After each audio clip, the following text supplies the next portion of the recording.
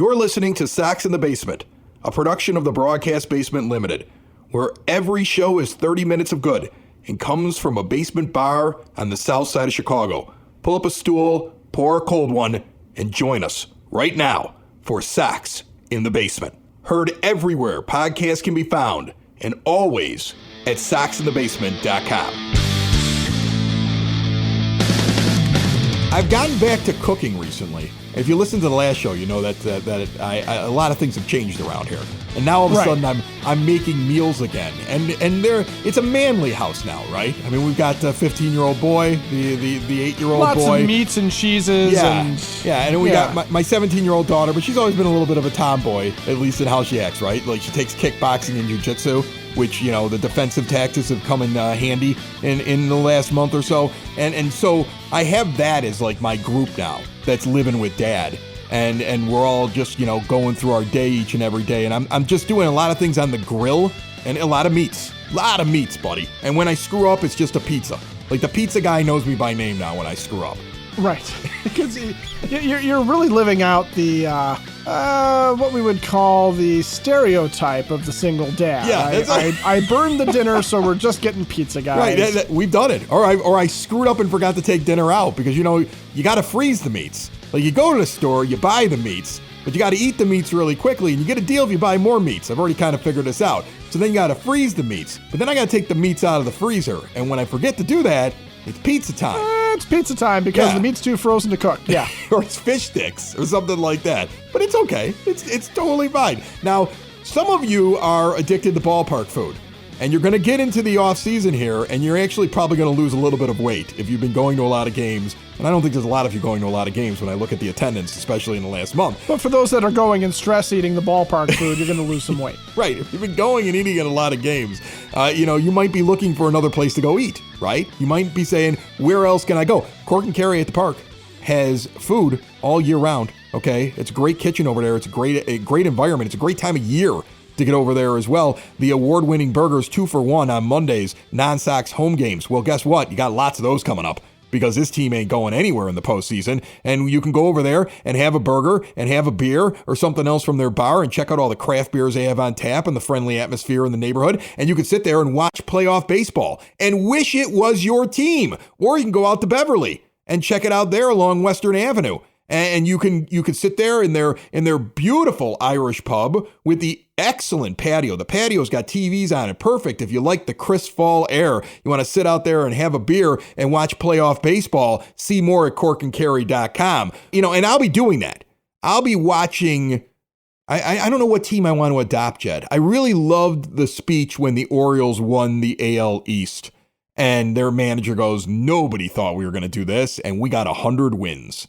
And they all go nuts. I mean, I thought that was awesome. Like, I'm trying to appreciate these young teams, these organizations that have surprised people. The way that the wild card in both leagues is still undecided, and it's intense and everything like that coming down to the end. It's a lot of fun if you're a baseball fan. I just wish my team was in it. That's the problem with being a White Sox fan right now is we were supposed to be in it. We had the expectation that we were going to be in it. Based on where this team has been the past couple of years, at least in theory, this was a team that should have been contending for the division. And even if we were coming down to the wire right now, okay, and it still wasn't a given with 3 games left, we'd still be in it, even if we didn't make the playoffs, right? But the Sox were out of it so early, and it was so obvious that they were out of it, and we had to put up with an entire summer of the regime that was saying, well, we can still turn this around. We've got all the talent in the world and nothing's wrong, nothing to see here. Everything is okay. And we all went, yeah, there really is nothing to see here, Rick. We know. But the whole idea of not being in contention, it's still such a sucker punch because of the expectations. And I think that's where the hurt really is, because if they had a season where everything might have gone right except for Liam Hendricks getting hurt, and let's say that there was a few more injuries that were more surprising than they were, right? And we had that kind of a problem season where something catastrophic just ran through the clubhouse and sort of destroyed the talent level on the team, and we're missing a bunch of starters and everything.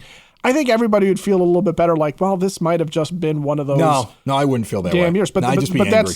I would just be angry. Well, you're angry anyway. You're just an angry man. Listen, I wanted Bryce Harper to be yelling at Angel Hernandez in a White Sox uniform. Let me tell you, that is what hurts the most. I see Bryce Harper screaming at Angel Hernandez and throwing his helmet and willing the Phillies back into the playoffs when they're not having the best year. That's why you pay that guy that money. That's Yes. That's what this team just never understood. That's what this owner never understood. And that's why, I want to look at what Chris Getz can do. And let's do that today. Let's look at what he's got to do. Let's look at what he can do. And then let's look at what he should be looking at. And that is the free agent class next time around, after the 24 season, because there's a few interesting names out there. And we said it this offseason, before this season even began. We said it. If they're not going to win it in 23, 25 is the year. So you could actually start reloading right now to get ready for 25, because the way that your contracts, the way your payroll is set up, the way that you're going to have a few guys, hopefully, that might be ready, like a Colson Montgomery, to contribute to the team. There's a lot that you can do when 2025 comes around, and you could still do things to build this year. So when you look at what they have to do immediately, Chris Getz has to decide on Hendricks and Anderson. He should let Liam Hendricks go. Hendricks is going to get his money. It's just going to be spread out. He can go sign with somebody else once he's healthy and ready to go. He was a wonderful story. He was a nice guy when he came on Sox in the Basement. We don't really need him at this point. And it's a lot of money, and they need to clear a little bit of money because the owner's cheap, and he's not going to go out and give Chris Getz very much more than what he already has in terms of payroll. Tim Anderson, again, I'm telling you right now, he's up for the option. Club has an option of $1 million to make him go away, or pay him $14 million for next year. I don't know if you've changed your stance, my friend, but I'm telling you, I pay him the $1 million. I let him go away. Colson Montgomery is going to get here probably midway next year and definitely be here by 25. All you need is a bridge. You can give Elvis Andrus, who's going in the free agency after being paid $3 million, a $2 million pay bump. And I guarantee he walks back in here and at least just covers short until Colson gets here. And if you look at the free agent class of shortstops, he would be one of the top options because there's not a lot of them coming free. No, I haven't really changed my stance. And as much as I was a Tim Anderson fan, and as happy as I was that the White Sox finally had a national face and somebody that MLB recognized as being a star, and somebody that other stars, Mike Trout was very complimentary of Tim Anderson during the World Baseball Classic. The idea of losing a guy who was nationally given to be the face of your franchise, it doesn't hurt as much because partially I don't know that Tim Anderson ever comes back to the heyday of a couple of years ago, where he seemed to be, when athletes seem to be at the peak of their powers in their late 20s. I feel like we would get a Tim Anderson that is still chasing that high, still chasing that dream. And we're not going to get the Tim Anderson that is going to be quite as dynamic as that, just because it's what happens to athletes. And this is the time when they need to look to the future. And you're right. If Colson Montgomery is the guy that, I think he is. You look at what he's doing. You look at how he's moving through the system. I don't ever want to bet on a prospect, but this guy looks like he's going to be the real deal as long as they bring him along properly, allow him to adjust, and treat him the right way. You gotta bring him in properly, have a plan, and he seems like a gamer. I saw a video with him the other day talking into his phone. I'm like, this guy walks into a room like he knows he's good. And it's okay to replace a guy who was like that and could back it up in TA with another guy who's like that. And I think we'll be able to back it up in the form of Montgomery. So I'm totally fine with it. And as far as the face thing goes, Luis Robert Jr. is the face of the White Sox. And no doubt, that's part of it, is that Tim Anderson's been supplanted, hasn't he? You can move on from TA because the national media and the fan base knows now that Luis Robert Jr. is the man. I mean, look what the guy did this year. We talked about how good of a season it is. He basically is one of the high-end Frank Thomas first ballot Hall of Famer seasons that Frank would have on a near regular basis. He went out and did that and added stolen bases to it. He did something that Griffey Jr. did once in his career. Right, exactly. He basically matched Ken Griffey Jr.'s best year.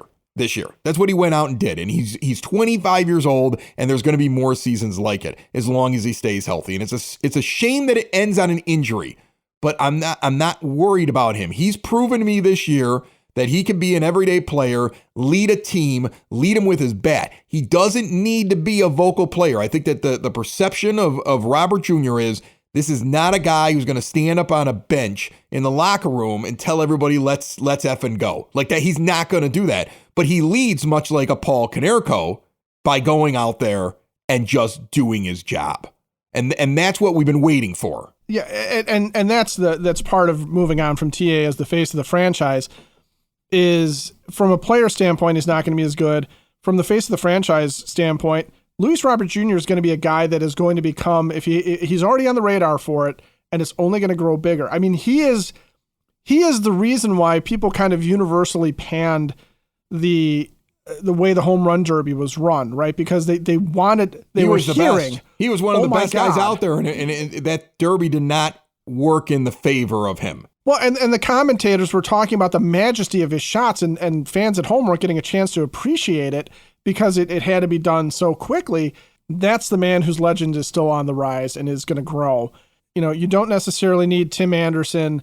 He can go on and go to a team that might be ready to compete, and where he's maybe the one little missing piece for, say, that's what he needs a Yankees to be. team. He needs to be that. He needs to be a guy who comes in with a fresh start and isn't relied on to lead a team and be the face of the franchise. Look at what he did in the World Baseball Classic when he was basically somebody who wasn't a starter originally, and then when he was brought in, wasn't relied upon to do very much, and he became a star when he was out there. That's his path, okay? The White Sox don't need somebody who's going to jump on the radio and talk some trash to make them better. They just need talent. You don't need somebody walking into your house, you know, and talking trash and saying, hey, I got this window right here, and I want you to buy it, and they're all going to look really great, but all I got is this dingy little thing. Hold on a second, a piece of it just kind of fell off here, and then they put it back in, and then they give you some sort of an offer because you're trying to get some replacement windows or replacement door or something like that. If you don't buy it right now,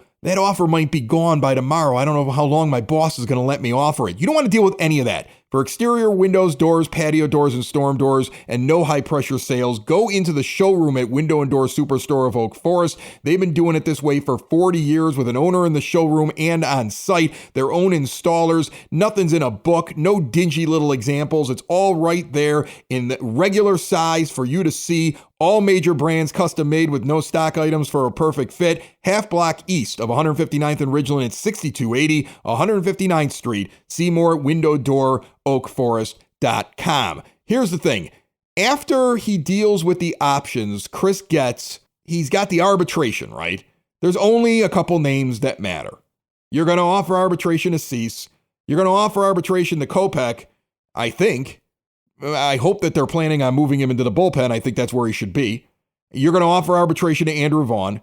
You're going to offer arbitration to Garrett Crochet, a guy who I'd rather see in the rotation get a chance than Michael Kopech. There are other names, but I don't think they matter to me. Like, I'm not concerned about what you do with Matt Foster. That's up to Chris Getz. It's his prerogative. It's not going to have a major impact on the finances of the team. Same thing with like Luis Patino or Tukey and a couple other names on there. I don't want to see Trace Thompson. I would imagine he will not be offered arbitration. You won't see him anymore. But those are the decisions right there. I don't see anything that stands out to me as a will they, won't they when I look at the arbitration, except for names that I don't really care about, Ed.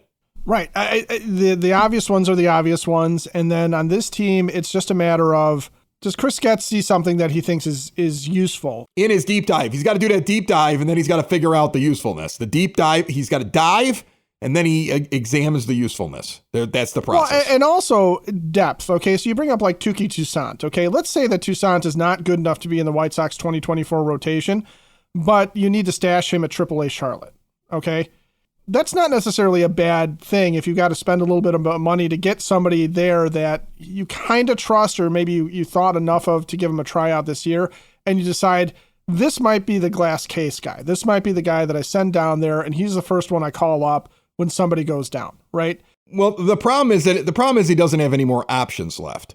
So he'd have to make the roster next year, or you're going to have to find a way to sneak him back down there. So that's the issue with Tukey. Well, maybe it's not Tukey, then maybe it's Patino. Okay. Maybe it's, it's something like that. Now I got to find out whether or not you're wrong on Patino. Keep talking. I'm probably wrong on Patino too.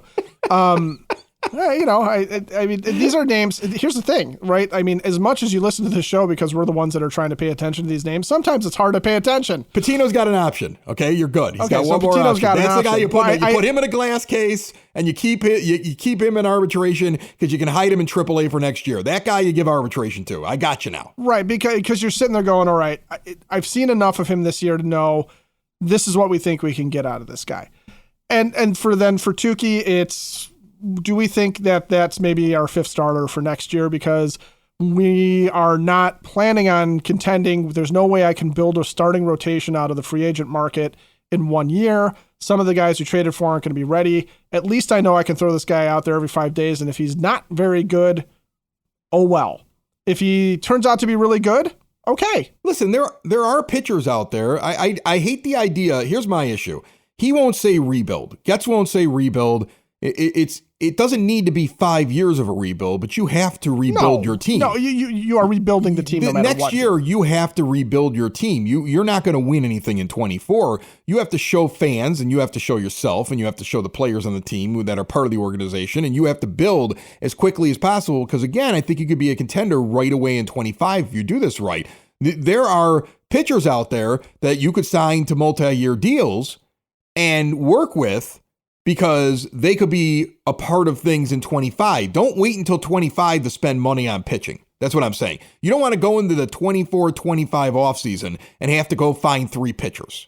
And you don't want to be sitting around saying, well, we hope that these guys in the minors would have worked out, but none of them did well in AAA, or when we brought them up after they had a big spring training. Having depth is great, and I talk about this a lot, and I hate bringing 2 shows together. I talk about this a lot when Craig Toth has me on Bucks in the Basement that he does for the Pittsburgh Pirates fans out of Pittsburgh. He writes about the Pirates, and he has me jump on and talk baseball with him because he just likes talking ball with me. And when I try to explain to their fan base all the time, because they're very anxious about the build that's been going on there. But ever since Ben Cherington got in there as their GM, his goal has been, 1, to stay within the constraints of his very cheap owner, which is so much cheaper than Jerry Reinsdorf. Bob Nutting, he throws around nickels like they're manhole covers. He is one of the cheapest owners in all of baseball. So Cherington knows that the guy's not going to spend any money. So what he's done is he has built just so much depth at every position. And yet his pro scouting is so good that even this year they went out and grabbed guys on 1 year or 2 year deals that had plenty in the tank left. And they didn't say, well, we're going to let this rookie have a chance at this position. No. They went and got a veteran and challenged the rookie to be better than him. And the White Sox probably need to move more to that philosophy. You got to get more depth, and you still can't be afraid to go out and add players. There's no such thing as blocking somebody. So with the White Sox, even with this young group of pitchers that some were acquired just recently at those deadline deals by the last regime, all right, if you think they may be something in the next year or so, that's fine. But don't rely solely on it, because you don't have anything in AAA when somebody gets injured. That's been your problem the last couple of years. So you still have to go out in the free agency and add some quality pieces. And there's some names that are going to be out there that I'd be willing to take a chance on. I mean, Aaron Nola had a bad season. Do you think that he's really done? No.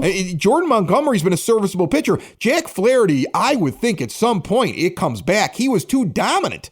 Your pro scouting has to figure it out, and that's why he's gone out and picked up guys from outside the organization that might understand this a little bit better than the White Sox understood it over the last couple of years, and that's a good thing. But, I mean, if somebody identifies that Frankie Montas, even if somebody says, hey, look, he was injured, but we think this guy's going to be something, and we might be able to bring him in on a couple-year deal, and we want to add him to the equation, well, then either Montas works out or one of the guys like that are down in AAA or AA that you just acquired work out. You're not going to be able to do, in this offseason alone, Chris Getz will not have the resources to build a for sure rotation. No, okay? I don't expect him to, but I expect him to improve. But that's what I was saying is that he's not going to build the for sure rotation going forward in one offseason. So when we're back around to, are there guys that are on the fringes here that you're maybe going to see them keep?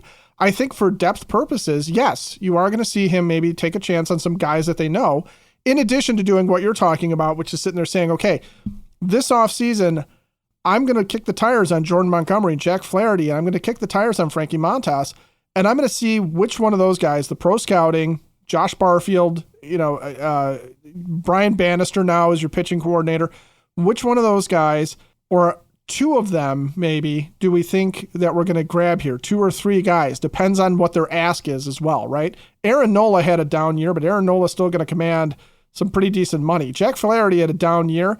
I think he's still going to command some decent money, or he might take a 1 or 2 year prove-it deal at best. Lucas Giolito may be within your price range because of the way that he pitched at the back end and the fact that he's only had success with Ethan Katz. I mean, he may come back at a deal, and it might be worth it for the money to bring him back in. Just don't treat him anymore like he's an ace. If he is a 3 in your rotation when you make your next run, that's a good 3 in your rotation. Think about him. Let's try to think about him in terms of where he would slot in the 2005, your World Series rotation. If Lucas Giolito is your John Garland, yes, that's good. That's probably where he slots. He could slot there. He might even slot where Freddie Garcia was in that rotation. That would be the Lucas Giolito comes back here and has discovered something about himself in his travels, and it's almost a Hallmark movie moment of him coming back here and like coming home and like, I've discovered who I am inside and out, and I know that I'm a White Sox. Right. And then he comes in and he's your 3, he's your Freddie Garcia. I'm saying Lucas Giolito's profile is probably more John Garland. He's either really hot or not. He is not Jose Contreras, and he is not Mark Burley, and I don't know if you even have that right now on your team.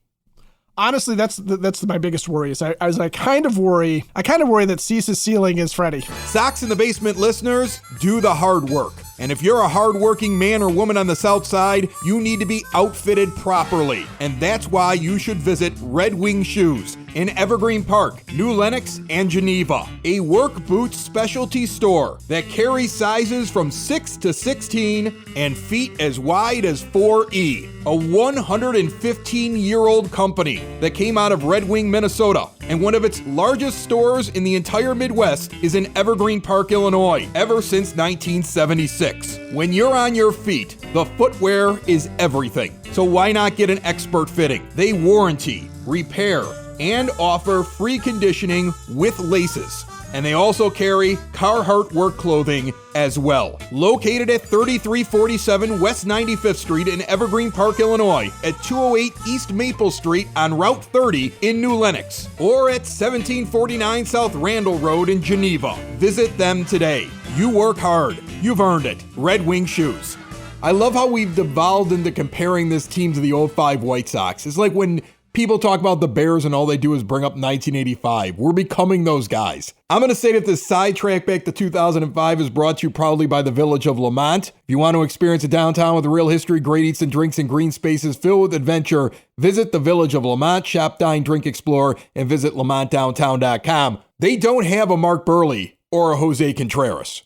Because those were the guys at the top of the rotation, and those were the guys going game 1, game 2. Those were the guys that pushed them across the finish line. And I don't know if you have that, because Dylan Cease hasn't shown me consistency, domination, especially this year, and the ability to go deep into games. So you just don't have that. That's the biggest problem with Cease right there.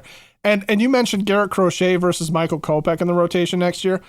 And I'm all for it, but Garrett Crochet cannot be Dylan Cease, and he cannot be as limited inning-wise as Michael Kopech was, where we never see the dude get out of the 4th or 5th inning. No, we can't be any starts. No. He's got to somehow discover a way to be a 6-7 inning pitcher out of what is, the repertoire we've seen so far is he's had a wicked fastball and he's got the slider. He's got to come up with something else. And that's, that's my concern about him, my concern about Kopech. My concern about Cease is a little less there. But if you're trying to build a rotation, I wouldn't, as much as you're saying, I wouldn't count on the guys that are in the minors. I wouldn't count on Garrett Crochet making a successful transfer to the rotation. No, but here's the thing. He's a possibility, okay? So think of it this way. If you have an opening in your rotation next year, then a guy who's like Nick Nastrini should be competing against a Garrett Crochet, who's competing against a Michael Kopech, who is also competing against the possibility that you're bringing in another guy. And that guy, if he's ready and he's healthy and he's been successful in the majors for years and you identified him, that guy comes in. And those 4 guys one or two make it into your rotation. That's how you have to set things up, because you don't need Nastrini to necessarily come to the majors right away. You don't need Kopech or Crochet to necessarily be a starter. They can be a reliever. And so you also add something else in terms of pitching, because likely Mike Clevenger is turning down his option. He's getting $4 million if he does. So he makes this year into a $12 million deal, and all he has to do is go out and make more than $8 million in free agency, which he will. He will do it. He'll make more than $8 million in free agency this year and maybe get a couple more years tacked onto it, because he was effective this year. And so you're going to have holes in that rotation. And I'm just saying, don't sit there. The biggest problem the White Sox have had over the last, 10, 15 years. I mean, it's maybe an organizational problem ever since Kenny Williams was in charge of things, is the idea if you have 5 spots in your rotation, they only have 5 names that they're using in the offseason. They never get a 6th. They never have a 7th option. They just basically say, well, we got these 5 guys. We've got 5 spots in the rotation. There's no need to worry anymore. We're good. Everybody will be completely healthy. Nothing bad will happen. And all these guys will have career years or progress at a rate that most players don't progress at, and take a step that isn't guaranteed. And that was always the problem. And what Getz needs to do is hedge his bets with ridiculous depth. I'd rather you go out and have more than what you need than less than what you need. And at this point, they have look at the names. You got plenty of AAA to AA pitchers that people are saying, well, maybe they make the rotation. You got guys like Crochet and Kopech who have never proven they could be starters, but believe that they can be. Then let them compete for it. And you've got a list of pitchers in free agency this year, and it's really staggering, who have had good success in the majors, but are coming off of either an injury or a down year when they have many more better years, and they're not explicitly old. You've got plenty of guys that are still in the range where they've got likely several good years left in them that you could add in the rotation now. And then next year, when you go into the offseason, you've got some big names that are going to be floating out there in free agency at pitcher. You got some massive names out there. I'd take a Brandon Woodruff. I don't think we could afford him, but I love him. Walker Buehler will be walking around out there. Tyler Glasnow will be out there. We're going to have the guy that looks like Killian Murphy. Isn't that the guy? We're going to have him in a White Sox uniform. Yeah. There's so many names coming out the next year at a lot of different positions. You can add that outfielder you've always been looking for in right field next year. There are plenty of them available. If it doesn't work out at third base, you can't figure out what third base is, go spend the money and bring me one of the cheaters. I'll take Alex Bregman right there at third base. Just bring him in there. And if you can't get him, there's plenty of other names that are on there. In fact, MLB listed all of the third basemen based on WAR and what they could contribute to a team for the 24-25 offseason that are going to be free agents. And they listed Bregman, Justin Turner, Eugenio Suarez, J.D. Davis, Josh Donaldson, Brandon Drury, Eduardo Escobar. Then they get to Yoan Moncada. Wow. That's how he's viewed. All right? If you have his jersey, I get you like him, but that's the realistic view of Yoan Moncada, and I don't care what he did over the last couple of weeks. He's got to go out and get you 3 to 4 WAR for me to even consider picking up the option the next year. 3 to 4 wins above replacement for me to even consider it. And what we're really talking about here overall, I think you hit it when we were talking about the rotation, but it also applies to the positions on the field. We are so used to, as White Sox fans, here are the starters, here are the bench guys, and then here's the 2 or 3 dudes that are down in the minors that we expect to come and contribute. So in 2005, here's our 5 starters in the rotation: Contreras, Burley, Garcia, Garland, and El Duque. Can I name the 5th guy? I remember who it was. I remember who the guy was, the one guy, just in case one of them got hurt, Brandon McCarthy. Was that who it was? Brandon McCarthy. That's right. Right. And that then in the end, that was the one pitcher. And then in the end, when they felt like they really needed to depend on him, he did not pan out. Right? Brian Anderson was going to be there as the heir apparent to Aaron Rowan. Nope. Okay. And they never had any other depth behind him. So you're right. It's been an organizational problem forever. And you hope that Getz, when you see these moves, when he's getting guys from the outside, I know his sound bites are terrible. And again, this is not the guy that I wanted, because I want him to go outside the organization. But just the fact that he's restructuring, he's doing it the right way. He's saying, first, I'm changing some of the personnel around here. Second, some of you guys got to go. Third, now we're gonna take a look at what is actually of value, and we're gonna go into the offseason and we're gonna start constructing a team. And no, I won't call it a rebuild, but I am not promising you anything. So far, he's doing what I would do. I mean, he may not vocalize it as well as I would do it, and I would want him to do it, but he's at least taking a lot of the steps that I would have done. And that's, I don't really need Chris Getz to be a big personality. And I don't actually know if Chris Getz has a big personality at all. I mean, this just might be who the dude is. Frankly, somebody get me Gordon Beckham on the line just so I can ask the question, hey, does your buddy Getzy, does he have a personality or is this just who he is? They look so similar. I've never seen them in a room together. Unless it's one of those Fight Club things where one's the other one's imaginary best friend. Well, I'm sorry, I ruined Fight Club. I'm sorry, everybody. No, I thought you were going to say then, they meet in the middle of the inning, take their shoes and their shirts off and start beating the tar out of each other. That would get me back to the ballpark. Sox in the basement. Sox in the basement. Sox in the basement. Sox in the Basement. Heard everywhere podcasts can be found and always on soxinthebasement.com.